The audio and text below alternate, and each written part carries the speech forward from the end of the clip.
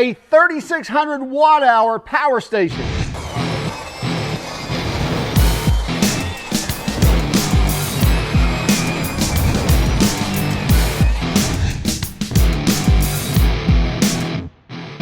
This is the OSCAL PowerMax 3600.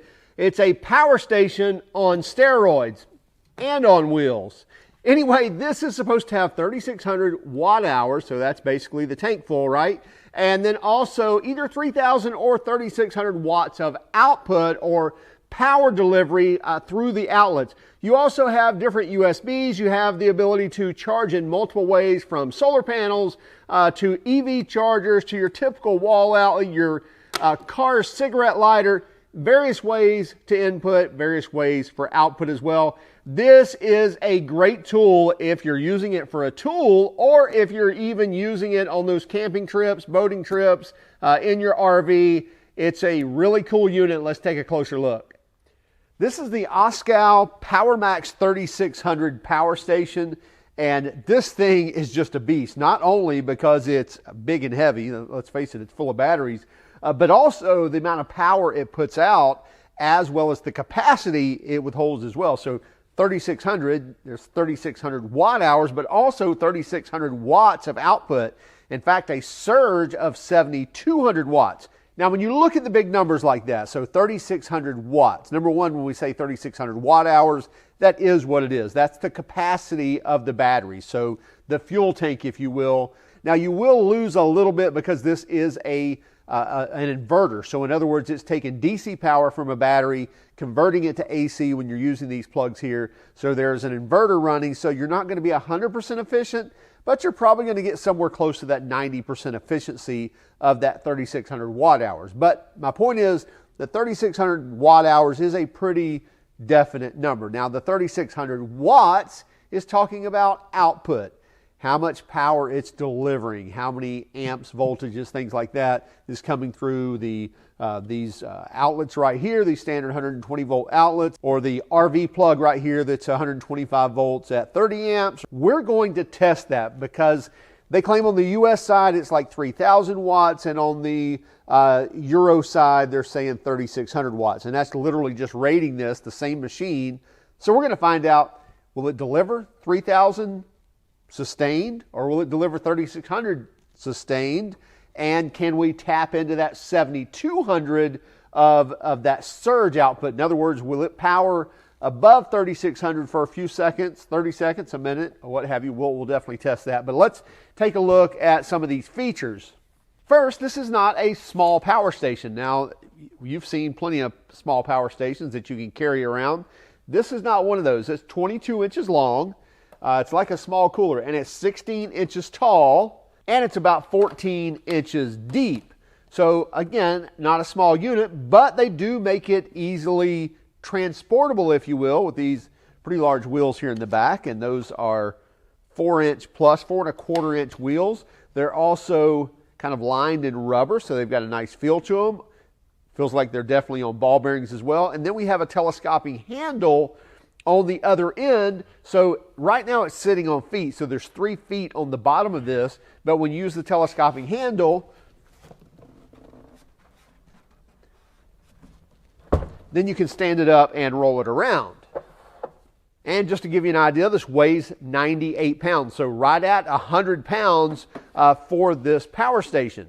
Now, this is powered by Life PO4 batteries. In other words, lithium iron phosphate, not lithium ion, but lithium iron phosphate batteries, which is going to give us a lot more charge cycles than your typical lithium ion batteries, which are typically like 1,000 cycles. These have 3,500 charge cycles before they're depleted to like an 80% life, if you will. Now you can see here we have a large digital display up here, this LED display, where we can see input, we can see output. So when we have something plugged in, it will tell us how many watts are going out. If we have it charging, it will tell us the input wattage, how much we're feeding back into it.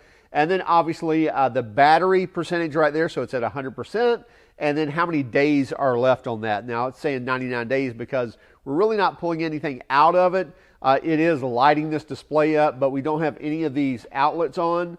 As you can see, we can turn these different types of outlets on, and we may even hear some fans kick on when we do that. So when we do turn those on and we hear those fans ramp up, that is going to start drawing power. So you see right away it went down to 4 days, now it's going back up to 6 days, kind of weighing everything out to determine how long there's going to be life on the batteries if we're pulling this same amount. So first up, let's take a look at these outlets right here. So we have 3 standard 120 volt outlets.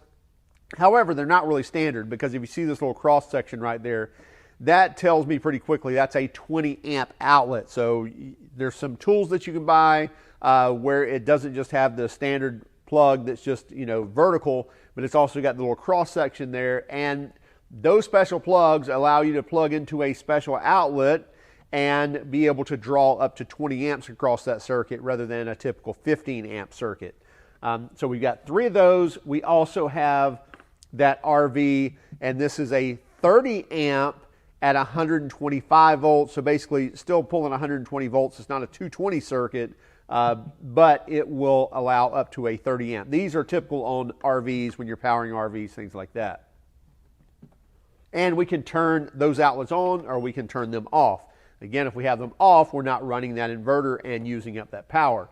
Then we have our DC side of things. So we've got a typical 12 volt cigarette lighter style of auxiliary port, if you will. So your 12 volt car power that you can draw off of. And then we have these 12 volt 3 amp max ports here. And then we have the Anderson connectors right here. Now you can pull up to 378 watts on the Anderson plug, and these are called DC 5521 plugs, so basically DC output, but they're 5521s, and we can pull up to 72 watts across those. And again, we can power up these, or we can turn them off as well. And then on the USB side of things, we have 2 USB Type-C at 100 watts apiece. So we can definitely fast charge those personal devices, those smartphones, tablets, things like that. That is not a two-way, so we're not going to be able to charge off of that. That's not input power, but that is output power. And then we have 4 of USB Type A. One of them is 12 watts. The other 3 are fast charge 18 watt outlets. And again, we can turn that on or we can turn it off. Up here is our main power switch, so we can turn this unit off. Just hold the button down and it will shut the unit down. And then again, we want to turn it back on. We hold the button and it will power the unit up. They also have Bluetooth connection as well as Wi-Fi connection. If you hold this button down, you'll see the Bluetooth and Wi-Fi signal come up, or I guess if I just push it, so we see Wi-Fi and Bluetooth. I haven't been able to connect to that. I believe they have an app. I'm not sure what that app is. I can't seem to find it, but you're supposed to be able to connect to it to be able to control lights, monitor the status of your power, and those sorts of things. And then we have a light here. Hold this down, turn the light on, and then you have some different functions with the light. So low and high, and then a blinking or strobe light. And just a really faint flashing light, and then back to a standard light, and hold it down to shut it off. Now, if we move around to the left side of the unit, we see a door right here. It has a battery symbol, and that's basically so you can connect to additional batteries. So we talked about this being 3,600 watt hours out. You can actually connect to other 3,600 watt hour batteries that you can connect to these and kind of daisy chain them with, if you will, for up to 57,000 watt hours, or 57.6, I think. So 57.6 kilowatt hours of power. So that would power a house for quite a long time. And again, you can daisy chain those together off those ports right here. Also, this is the telescoping handle as well. We'll show that here in a moment. And then we see this grate right here, this grill right here, and that's for some of the pass-through cooling. There's actually 4 fans in this, and those fans kind of cross-ventilate everything, and it also monitors temperature. And it monitors that temperature every 100 milliseconds, and based on that, will safely shut it down if it's overheated or if it's too cold. And by the way, the operating range on this is from -4 Fahrenheit up to 131 degrees Fahrenheit. So hotter than I want to be for sure, but it will still operate safely in that range. And there are 4 temperature sensors in here that's continually monitoring that every 100 milliseconds. Now, if we take a look at the back of the unit, we see another door here. And if I open that up, this is our solar input. So we can, number one, plug in our solar panel here. And also we can plug in our standard outlet or standard charging cord right here to actually charge the unit. And right here is a breaker, so if something trips in there we're overcharging or overheating, something like that, this may trip and we can come back here, push that and reset everything. So with the OSCAL PowerMax 3600, you'll get this box. So here's your typical charging cord. It's just going to plug into the back and then plug that into your outlet. Also, there's your 12-volt auxiliary charge for like plugging into a car charger or to a car cigarette lighter or auxiliary port. And then that end is going to plug right into that solar port. And this is going to be your solar panel connectors. And again, this is going to plug into that solar port as well.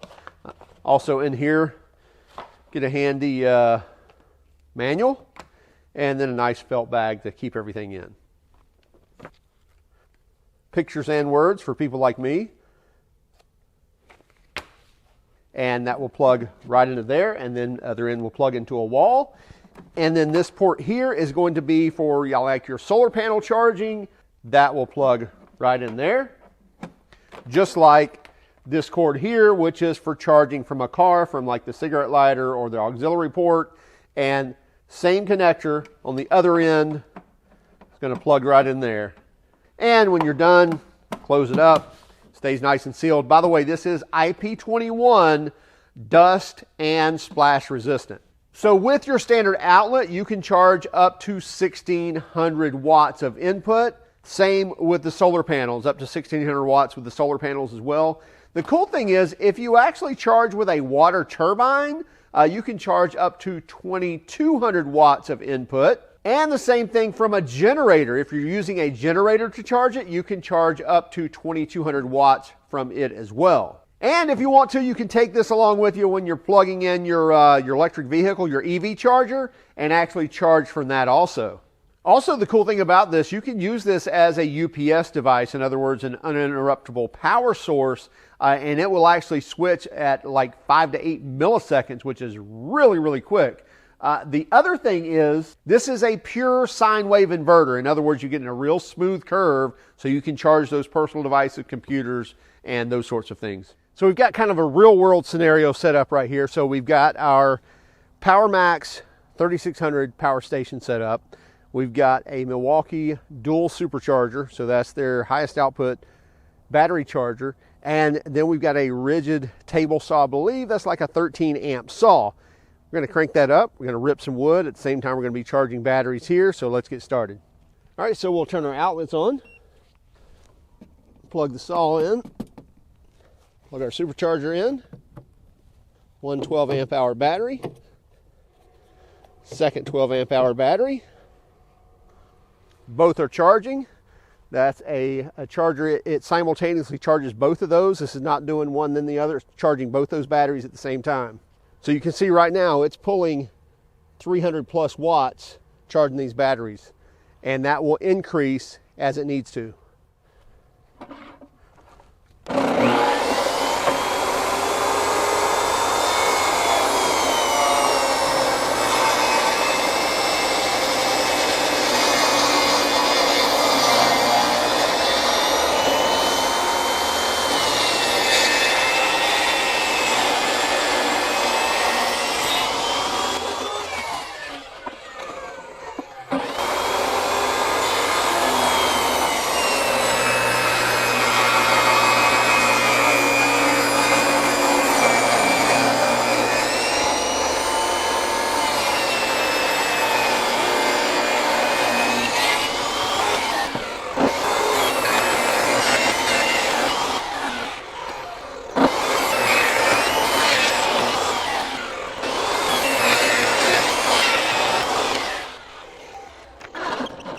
So that's 1, 2, 3, 4, 5 rips of a 2x4. No problem at all. It's still charging.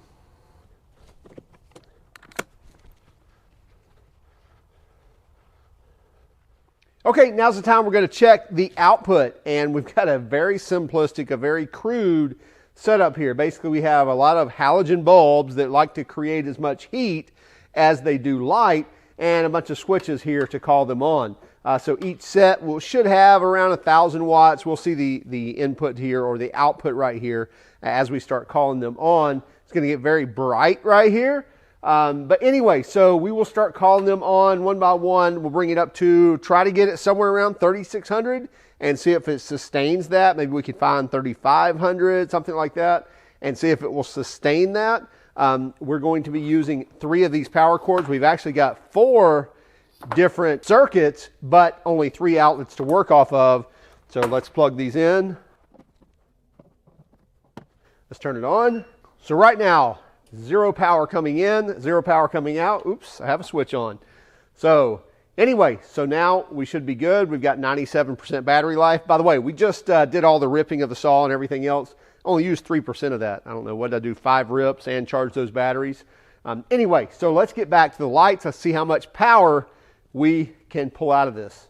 Okay, let's keep an eye out right here. And let's see with 1.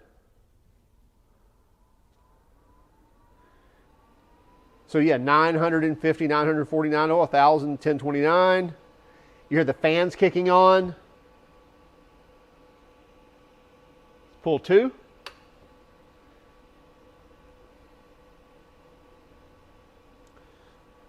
Lots of heat.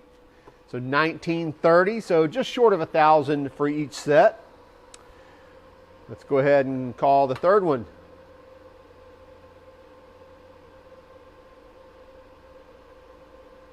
It looks like I've got a bad bulb there, so 2,400. I think it was close to 25 at one point. Yeah, there we go, about 2,400. Let's go ahead and call on another one.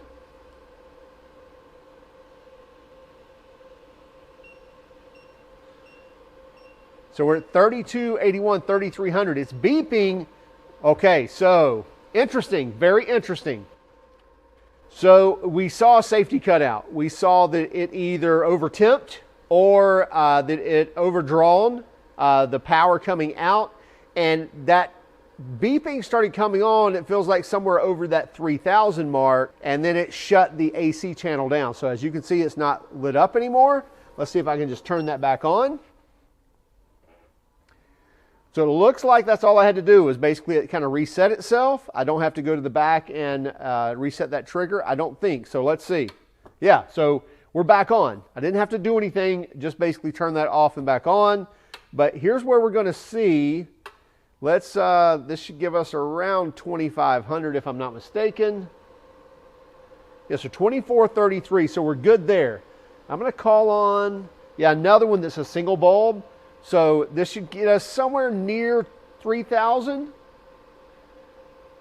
And I'm just going to leave it there for a moment and make sure that we're not going to get any hiccups there. So right at 3,000 watts of output, 2,800.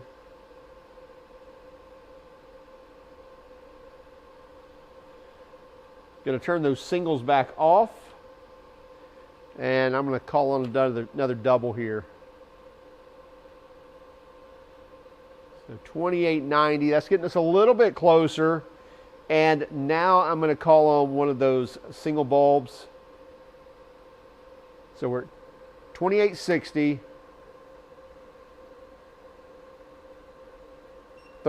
Okay, so right there. It's calling that on. Let's see if I shut that back off. So I shut it back off in time, and it didn't trip it. Let's maybe give a good count here. 1, 2, 3, 4, 5, 6, 7. So it looks like 5 or 6 seconds, and it's actually going into the trip mode. So what this tells me is, on the US side, they rate this at 3,000 watts, and on the Euro side, they're rating it at 3,600 watts.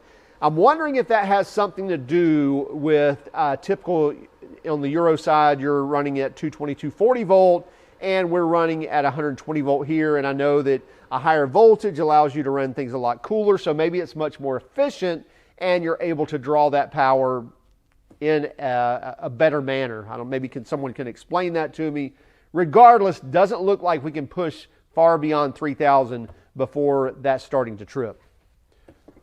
Turn that back on again. But still at the 3,000 watt space, we can pull that out, no problem. Oops, let's kick one of those off.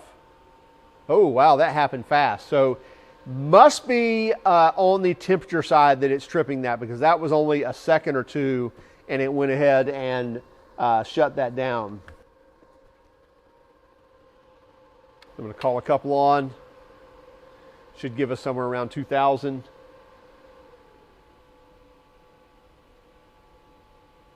Yeah, so we're running at 1,920 watts right now. Fans are running. No problem there whatsoever at 2,000. And even at 2,500 seems to sustain that absolutely fine as well. Yeah, 2,409, 2,425. Now again, let's call on. Let's bring it right to 3,000. It should. And let's leave it on there for a moment.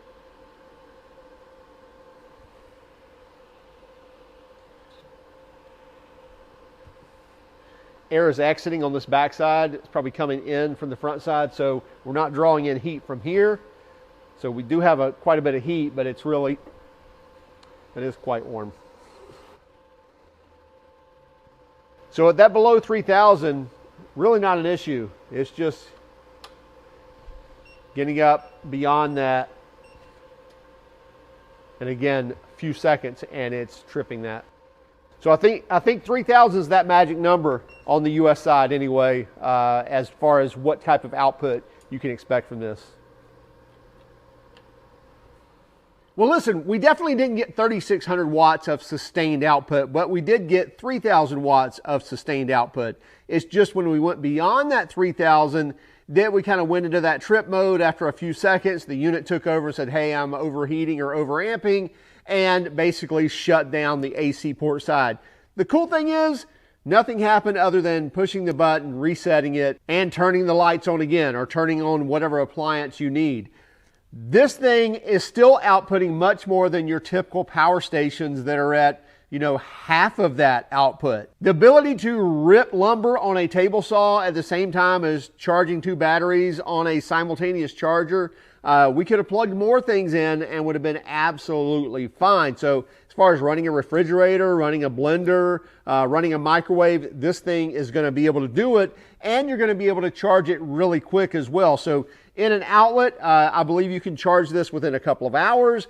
With solar panels stacked up, you can actually charge this in about an hour and a half, and with an EV charger as well, or with a generator, you can charge it much quicker as well. So hey, in addition to the dust and the splash resistance, the IP21 rating, this is also drop rated at like 0.8 meters. Now that's over 2 feet, so that's like 2 feet 7 inches.